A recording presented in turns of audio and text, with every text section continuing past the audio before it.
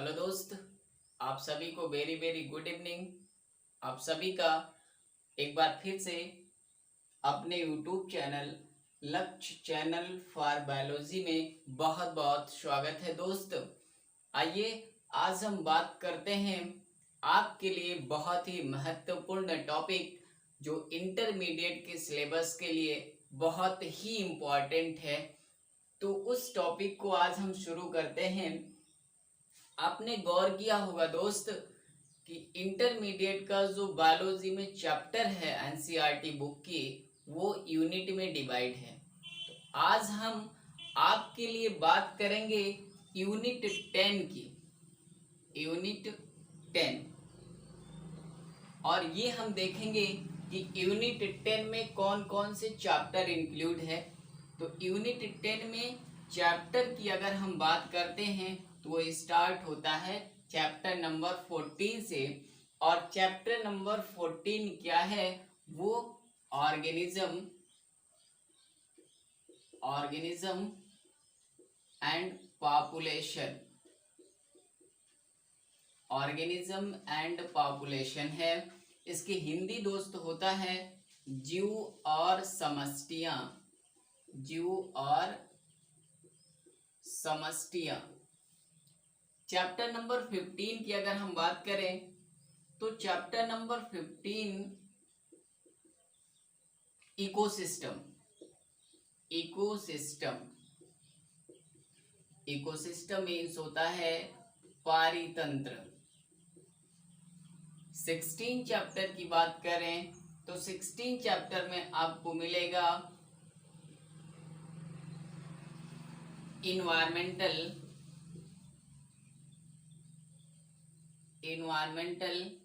Issues, environmental issues होता है। इसकी हिंदी अगर निकालेंगे दोस्त तो इसकी हिंदी होगी पर्यावरणीय मुद्दे। और अगर चैप्टर नंबर 16 की बात करते हैं तो वो होगा बायोडाइवर्सिटी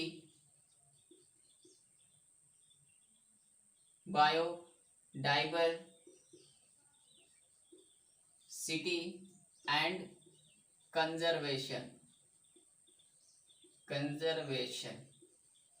इसकी हिंदी होती है जैव विविधता और संरक्षण। तो इस यूनिट से ये चार जो चैप्टर हैं वो यूनिट नंबर 10 में सम्मिलित हैं। और इस यूनिट से आपको लगभग बोर्ड एग्जाम में 15 से 20 नंबर मार्क्स मिलेंगे आपको, अगर इस यूनिट को आप अच्छी तरह से स्टडी करते हैं दोस्त तब। और इन सभी चारों चैप्टर में सबसे महत्वपूर्ण चैप्टर कौन सा है? वो है इकोसिस्टम, पारितंत्र। हाँ दोस्त, यहाँ एक ध्यान देंगे, ये 17 जो चैप्टर हमने लिखा है ये 16 पे है और 16 चैप्टर 17 पे है। चैप्टर के क्रम का अदला बदली हो गया है। तो आज हम आपके लिए बहुत महत्वपूर्ण टॉपिक के बारे में बात करेंगे। वो टॉपिक है इकोसिस्टम। तो इकोसिस्टम क्या होता है, परिभाषा क्या है, कौन से क्वेश्चन इंपॉर्टेंट हैं, उन सभी चीजों के बारे में बात करेंगे। तो इकोसिस्टम, लेकिन थोड़ी सी प्रॉब्लम है दोस्त कि यहाँ हम इकोसिस्टम पढ़ने से पहले इकोलॉजी की स्टडी करेंगे, क्योंकि इकोलॉजी होता है तब इकोसिस्टम होता है। तो हमें क्या पढ़ना पड़ेगा? इकोलॉजी। इकोलॉजी अलग है और इकोसिस्टम अलग है। इकोलॉजी की अगर आप हिंदी निकालोगे दोस्त तो मिलेगा पारिस्थितिकी, और इकोसिस्टम की हिंदी निकालेंगे आप तो पारितंत्र मिलेगा। तो पहले हमें पढ़ना है इकोलॉजी, लेकिन दोस्त हम आपको बहुत डीप नहीं पढ़ाएंगे, केवल ऐसे सेलेक्टेड क्वेश्चन हम आपको पढ़ाएंगे कि निश्चित रूप से वो यूपी बोर्ड में मिलेगा ही मिलेगा। इसलिए हम इकोलॉजी को बहुत डीप नहीं ले चलते हैं, बहुत गहराई तक आपको नहीं पढ़ाएंगे, बस केवल हम आपको इकोलॉजी से इंट्रोड्यूस करवाएंगे, इकोलॉजी से आपका केवल इंट्रोडक्शन करवाएंगे। उसके बाद हम इकोसिस्टम से जो महत्वपूर्ण प्रश्न है उसके बारे में हम आपको बताएंगे। तो आइए स्टार्ट करते हैं हम लोग। क्या? इकोलॉजी। तो इकोलॉजी शब्द क्या है, इस शब्द का प्रयोग कौन किया, किसके द्वारा इस शब्द का प्रयोग किया गया, इन सभी चीजों के बारे में हम जानते हैं। तो देखिए यहाँ इकोलॉजी, इकोलॉजी जर्मन वर्ड है, ना तो ग्रीक है ना तो क्या लैटिन है, जर्मन वर्ड है, जर्मन वर्ड है। कितने शब्द से बनेगा? 2 शब्द से बनेगा। 2 शब्द कौन होगा? ओकाश, ओकाश इक्वल टू होगा लिविंग प्लेस, OR हाउस। दूसरा वर्ड क्या बनेगा दोस्त? यहाँ लोगास बनेगा, लोगास इक्वल टू होता है study, OR discuss, OR science. ये 2 शब्द से मिलके इकोलॉजी बना है। अब देखते हैं इकोलॉजी के लिए दूसरा पॉइंट क्या है दोस्तों। इकोलॉजी वर्ड, इकोलॉजी वर्ड का फर्स्ट यूज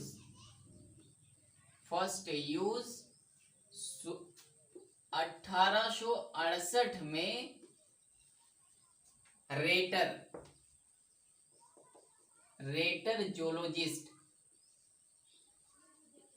जोलॉजिस्ट ने किया था, रेटर जोलॉजिस्ट ने किया था।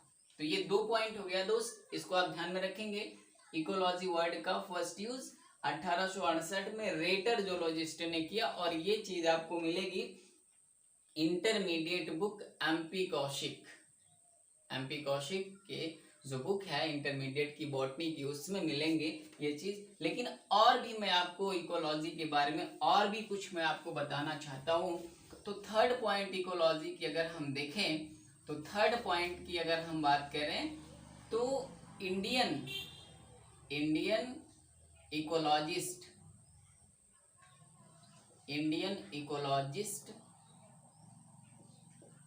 रैमडियो मिश्रा है,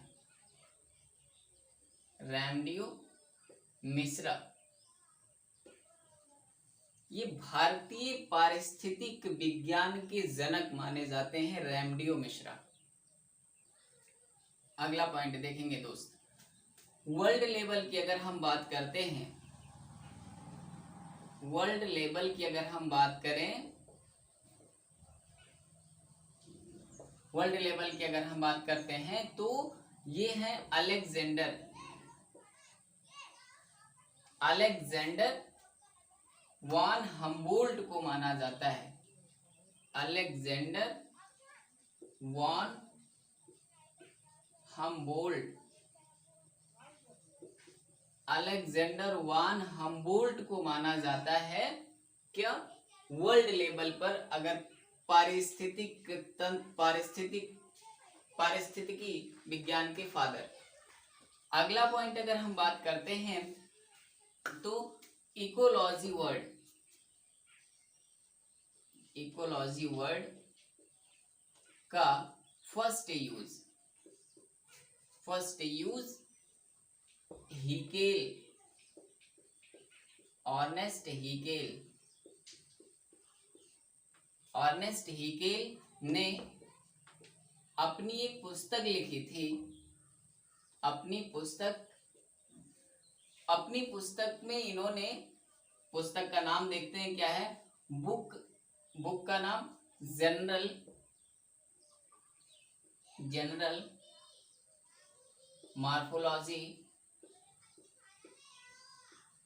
मार्फोलॉजी देयर ऑर्गेनिज्म।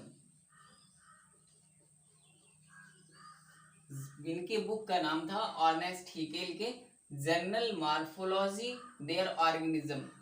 इस बुक में इन्होंने क्या किया था, आइकोलॉजी के रूप में यूज किया था। इस रूप में इन्होंने सबसे पहले इकोलॉजी शब्द का यूज किया, किसमें, अपनी book general morphology of the organism में। इसलिए कुछ लोगों का मानना है कि इन्हें भी क्या कहा जाता है, फादर ऑफ इकोलॉजी। इन्हें भी फादर ऑफ इकोलॉजी की श्रेणी में रखते हैं। क्यों रखते हैं, इसका भी रीजन है, क्योंकि इन्होंने, कौन, अर्नेस्ट हीकेल ने ही सबसे पहले जीवधारी और वातावरण के बीच में जो संबंध होता है उसका अध्ययन किया था। और अगर पारिस्थितिकी को देखा जाए तो उसका मतलब भी यही होता है कि जीवधारी और वातावरण के बीच में जो संबंध होता है वही पारिस्थितिकी होता मूल रूप से। तो इसका अध्ययन इन्होंने ही सबसे पहले अपनी बुक जनरल मॉर्फोलॉजी देयर ऑर्गेनिज्म में किया था। तो एक बार हम फिर से आपको समरी बता देते हैं। भारतीय पारिस्थितिक विज्ञान के पिता किसको कहते हैं, रैमडियो मिश्रा को। अगर विश्व लेवल पर आप देखते हैं तो विश्व लेवल पर पारिस्थितिकी विज्ञान के जनक कौन है, अलेक्जेंडर वान हम्बल्ट हैं। अगर इकोलॉजी शब्द का फर्स्ट यूज कौन किया था, अर्नेस्ट हीकेल ने किया था। कहाँ किया था, अपनी बुक जनरल मॉर्फोलॉजी देयर ऑर्गेनिज्म में। और किस रूप में किया था, ओकोलॉजी में, मतलब ओकोलॉजी रूप में किया था। कुछ लोग इन्हें भी फादर ऑफ इकोलॉजी मानते हैं, क्योंकि उसका कारण ये है कि इन्होंने सबसे पहले जीव और वातावरण के बीच जो संबंध होता है उसकी स्टडी किया था। इसके बाद इकोलॉजी शब्द का और भी एक तथ्य मिलता है कि इकोलॉजी शब्द का जो फर्स्ट यूज हुआ 1868 में रेटर नामक जियोलॉजिस्ट के द्वारा भी यूज हुआ। ठीक है दोस्त, तो इतना हो गया इकोलॉजी के बारे में। अब हम आगे बढ़ते हैं, इकोलॉजी के लिए डिफिनेशन क्या है इकोलॉजी। अब दोस्त हम बात करते हैं इकोलॉजी की हिस्ट्री के बाद। जो हमने इकोलॉजी की हिस्ट्री पढ़ी है उसके बाद अब हम बात करते हैं इकोलॉजी के डेफिनेशन के बारे में, कि इकोलॉजी का डेफिनेशन कौन कौन से इकोलॉजिस्ट ने दिया है। तो हम पहले डेफिनेशन की अगर हम बात करें तो पहला डेफिनेशन दिया है अकॉर्डिंग टू आर रैमडियो मिश्रा। ये भारतीय पारिस्थितिक विज्ञान के जनक हैं आर रैमडियो मिश्रा। इन्होंने जो परिभाषा बताया है वो ये बताया है कि ecology is the study of interaction of form, function and factor. बहुत ही इजी डिफिनेशन है। प्रक्रिया और कारकों के बीच पारस्परिक संबंध के अध्ययन को पारिस्थितिकी कहते हैं। बहुत ही इजी डिफिनेशन। ये इसलिए मैंने लिखा है यहाँ पे कि आप इसे प्रिंट कर सकते हैं, नोट कर सकते हैं, क्योंकि कभी कभी एग्जाम में एक नंबर के लिए पूछ लेता है पारिस्थितिकी विज्ञान क्या है, या पारिस्थितिकी विज्ञान की परिभाषा बताइए, या पारिस्थितिकी विज्ञान से आप क्या समझते हैं। तो इस तरह से घुमा के क्वेश्चन पूछता है, लेकिन सभी का मतलब क्या, परिभाषा लिखना होता है। तो आप जो परिभाषा आपको उचित लगता है वो परिभाषा आप लिख सकते हो। दूसरा डिफिनेशन है अर्नेस्ट हीकेल के अकॉर्डिंग। अर्नेस्ट हीकेल के अकॉर्डिंग है, इन्होंने भी परिभाषा दिया, the relation the living organism to both its organism and inorganic environment. जीवधारी के कार्बनिक तथा अकार्बनिक वातावरण और पारस्परिक संबंधों के अध्ययन को पारिस्थितिकी कहते हैं। ये भी बहुत इजी डिफिनेशन है। थर्ड डिफिनेशन दिया ओडम साइंटिस्ट, ओडम ने भी डिफिनेशन दिया। तो पारिस्थितिकी प्रकृति की संरचना और प्रक्रिया का अध्ययन है। इसे ecology is the study of structure and function of nature. ये इतना जो डेफिनेशन है वो 3 बैक साइंटिस्ट के द्वारा दिया हुआ परिभाषा है इकोलॉजी की। तो हम लोगों ने क्या पढ़ा दोस्त, पारिस्थितिक तंत्र के थोड़ी सी हिस्ट्री पढ़ा है हमने, और फिर इसके बाद इकोलॉजी पारिस्थितिकी का हमने क्या पढ़ा है, परिभाषा पढ़ा है। अब हम पारिस्थितिकी के ब्रांच को पढ़ते हैं। जिस तरह बॉटनी जब पढ़ते हैं तो उसमें ब्रांच होता है, बॉटनी की बहुत सारी ब्रांचें होती हैं। जो कुछ ब्रांच मैं आपको ऐसी बताता हूँ, हॉर्टिकल्चर है, एपीकल्चर है, और एग्रीकल्चर है, फ्लोरिकल्चर है, और बैक्टीरियोलॉजी है। ऐसे बहुत सारे ब्रांचेस हैं, बैक्टीरियोलॉजी है, टेडोलॉजी है, एल्गियोलॉजी है, और माइसिटोलॉजी है, जिसे माइकोलॉजी कहते हैं। माइकोलॉजी ओल्ड ब्रांच था जिसमें कवक की स्टडी होती, वो ओल्ड ब्रांच था, उसी की न्यू ब्रांच आ गई माइसिटोलॉजी। इसी तरह यलगी में भी ओल्ड ब्रांच उसका एल्गियोलॉजी है, और अब इस समय उसका न्यू ब्रांच जो है वो फाइकोलॉजी है, फाइकोलॉजी। तो इस तरह से यहाँ भी हम क्या करते हैं, ब्रांच की स्टडी करते हैं। किसके ब्रांच की, इकोलॉजी के ब्रांच की। तो इकोलॉजी का बहुत ज्यादा ब्रांच नहीं है, लेकिन फिर भी कुछ ब्रांच हैं। उन ब्रांच में क्या करते हैं कि कितना प्रोडक्शन होता है, कितना जीवों पे ठंड का प्रभाव क्या होता है, जीवों पर वातावरण का क्या प्रभाव होता है, यही हमको पढ़ना है। तो नेक्स्ट टॉपिक हम देते हैं क्या, ब्रांच ऑफ इकोलॉजी। तो ये इकोलॉजी की ब्रांच जो सर्वप्रथम बताया वो एक साइंटिस्ट, और ये आप जब इंटरमीडिएट की बुक में देखेंगे तो आपको ये मिलेगा। इन दोनों साइंटिस्ट ने इकोलॉजी के ब्रांच को डिवाइड किया है कितने भागों में, मुख्यतः 2 पार्ट्स में। 2 पार्ट्स में इन्होंने इकोलॉजी को डिवाइड किया है, और वो 2 पार्ट्स कौन है, एक है ऑटो इकोलॉजी, ऑटो इकोलॉजी ये पहला ब्रांच, और दूसरा सिनिकोलॉजी ये दूसरा ब्रांच। इन दोनों साइंटिस्ट के द्वारा इकोलॉजी को डिवाइड किया गया, ऑटो इकोलॉजी और सिनिकोलॉजी।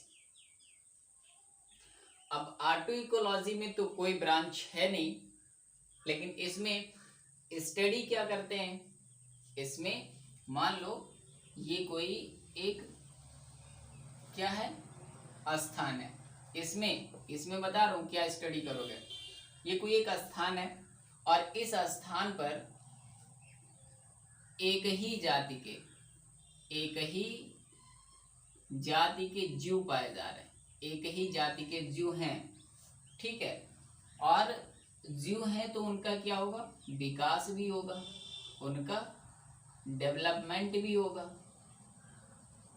ठीक है। अब चाहे एक जाति के जीव हों, चाहे बहुत सारे जातियों के जीव हों, तो सभी का क्या होगा, डेवलपमेंट होगा। तो एक ही जाति के जीवों पर विकास के जो क्रम है, अर्थात जीवधारी, एक जाति के जीवधारियों का जो विकास होता है, उस विकास का वातावरण का क्या प्रभाव पड़ता है, उसका स्टडी हम करते हैं ऑटो इकोलॉजी में। उसकी स्टडी कहाँ करते हैं, ऑटो इकोलॉजी में। ओके दोस्त, दूसरा जो हमारा है ब्रांच वो सिनकोलॉजी है। सिनकोलॉजी में हम क्या करते हैं, इसमें कई और ब्रांच हैं, 3 और ब्रांच हैं इसमें। तो 3 और ब्रांच में जो हम पढ़ते हैं, इन 3 और ब्रांच में, वो 3 ब्रांच में कौन कौन से ब्रांच आते हैं उसको पढ़ते हैं। तो एक है पॉपुलेशन, पॉपुलेशन इकोलॉजी और दूसरा है कम्युनिटी इकोलॉजी। कम्युनिटी इकोलॉजी और जो थर्ड है वो इकोसिस्टम इकोलॉजी है। इकोसिस्टम इकोलॉजी है। तो ये एक छोटा सा क्लासिफिकेशन हो गया इकोलॉजी का। ठीक है, इकोलॉजी को डिवाइड किया गया, ऑटो इकोलॉजी, सिंकोलॉजी और फिर सिंकोलॉजी में 3 और branch, population ecology, community ecology और इकोसिस्टम इकोलॉजी। लेकिन इस क्लासिफिकेशन के बाद एक और क्लासिफिकेशन है, वो क्लासिफिकेशन को हम कहते हैं मॉडर्न क्लासिफिकेशन या modern branch of ecology. Modern branch of ecology. तो मॉडर्न ब्रांच इकोलॉजी की क्या है वो पहले हम देख लेते हैं। तो इसको भी क्या किया गया, 2 भागों में इसको भी डिवाइड किया। मुख्यतः तो 2 रहेंगे ही, वो है ऑटो इकोलॉजी, ऑटो इकोलॉजी, दूसरा है सिंकोलॉजी,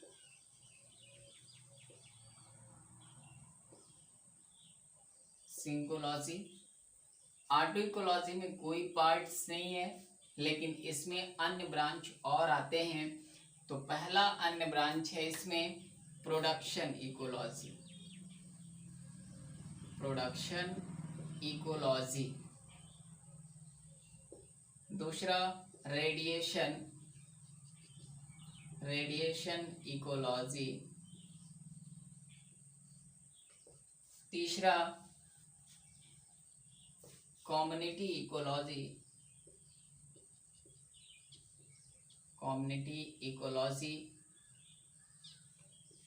चौथा है इसमें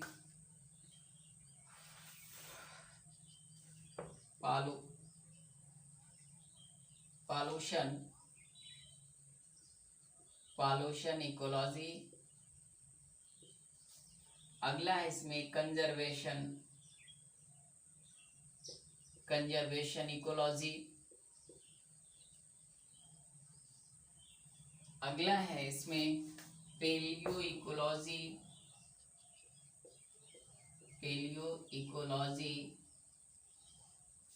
इसके बाद इसमें है जीन इकोलॉजी। इसके बाद और इसमें अगर हम ब्रांच की बात करते हैं, और भी ब्रांच इसमें है, तो और ब्रांच अगर देखें तो पॉपुलेशन इकोलॉजी और ऐसे बहुत सारे ब्रांच हैं इसमें। तो ये सिन इकोलॉजी के ब्रांच हो गए और ऑटो इकोलॉजी का कोई ब्रांच नहीं है। तो इसके बाद जो हमें यहाँ पढ़ना है वो नेक्स्ट टॉपिक अब हम पढ़ेंगे दोस्त। अब सीधे आते हैं इकोसिस्टम पर। इकोसिस्टम ये हमारा नेक्स्ट लेक्चर होगा।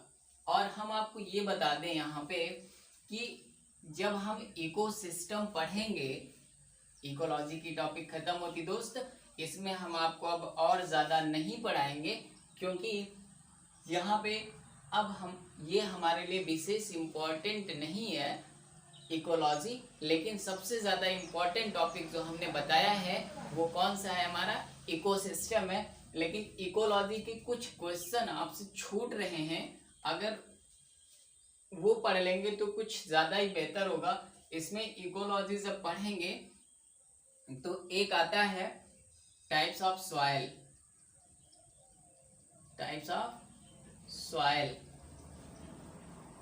मिट्टी के प्रकार के बारे में पढ़ते हैं। दूसरा क्वेश्चन इसमें आता है वाटर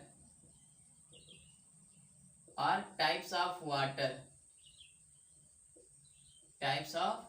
वाटर, ये भी आता है, ये भी क्वेश्चन है। जल के प्रकार हो गया। इसके बाद एक होता है इडोपिक फैक्टर,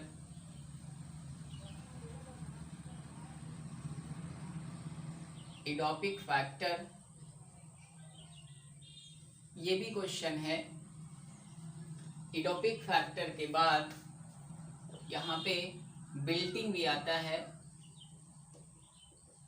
बिल्टिंग इन प्लांट्स, ये भी टॉपिक है। पौधों में मुरझाना क्या होता है, तो ये आपके लिए कुछ टॉपिक हैं इकोलॉजी में जो पढ़ना जरूरी है, इम्पोर्टेंट है, लेकिन मैं इस टॉपिक को बाद में पढ़ाऊंगा। जब इकोसिस्टम खत्म हो जाएगा तब हम इस टॉपिक को, ये बहुत इम्पोर्टेंट नहीं है, ये केवल 20% आपके लिए इम्पोर्टेंट हो सकता है, नहीं तो सारे क्वेश्चन कहाँ से पुटअप होंगे, इकोसिस्टम से ही पुटअप होंगे। ओके दोस्त, तो आपको इकोसिस्टम पढ़ने की बहुत ज़्यादा ही आवश्यकता है और समय आपके पास बहुत ज़्यादा नहीं है, कम है, इसलिए हम इन सब टॉपिक पर ध्यान ना दे करके हम आपको इकोसिस्टम पढ़ाते हैं।